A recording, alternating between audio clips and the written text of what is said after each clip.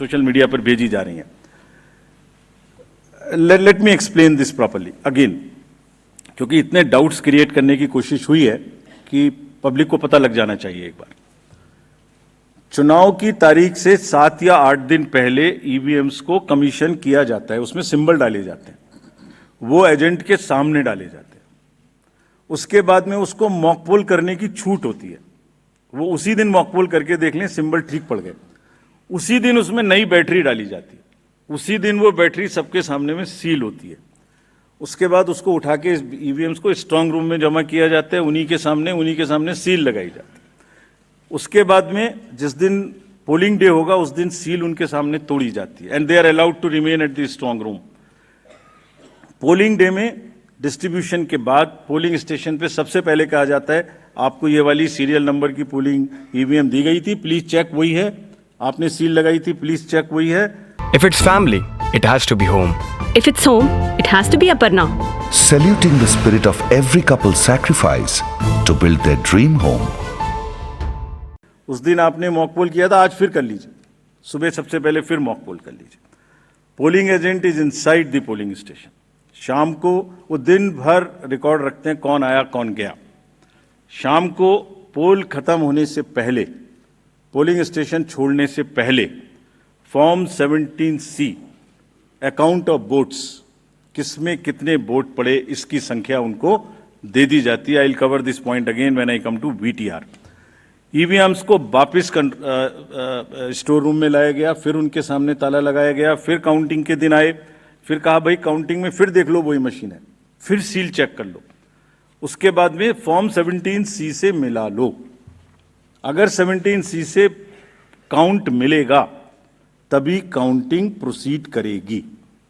तो polling station छोड़ने से पहले आपके हाथ में 17C दे दिया, काउंटिंग से पहले फिर मैच करके आपको दिखा दिया। उसके बाद 5 रैंडमली सेलेक्टेड वीवीपैट्स की गिनती भी कर ली। ये नेक्स्ट सारी चीज़ों को बहुत बार चैलेंज किया गया। देखिए, मैंने पिछली बार भी एक किताब आपको दिखाई थी जो हमने बनाई है, वेबसाइट पे डाली है, आज फिर दिखाता हूँ। माननीय हाई कोर्ट्स और सुप्रीम कोर्ट ने क्या कहा है। उन्होंने कहा है कि ईवीएम हैक हो ही नहीं सकती। There is no evidence of unreliability और any drawback in the EVM. I am circulating it, please see the details. Details are there in the court orders. Court orders are here compiled. They are on our website. There is no question of introducing virus or bug in the EVM. There is no question of invalid votes in the EVM. No rigging is possible. High Court and Supreme Court is saying continuously in different judgments which are here. No alteration in results is possible by activating a Trojan horse or a virus. Evidence inspires confidence of the court that they are tamper-proof. What else can be said? EVMs are foolproof devices for counting. Allegations of tampering are baseless. We are not saying. We are speaking now because we don't speak when elections are on. And I want to clarify this so that it remains. Questions are not asked. When asked, at least you are all equipped to check them before writing.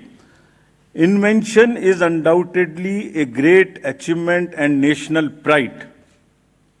EVM with VVPAT system ensures accuracy of voting system. ECI has successfully held free and fair elections. Lowering down of the image and prestige of the constitutional body cannot be allowed. On paper ballots, return to outdated paper ballot system is unwarranted, regressive.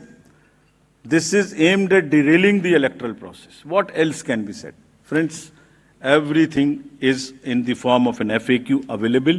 We have uploaded, we have conveyed to from wherever these questions have come. Please refer to them. Now, let me come to the voter turnout. ये basic question हमसे पूछे गए। On the day of polling crore of vote बढ़ा दिए गए।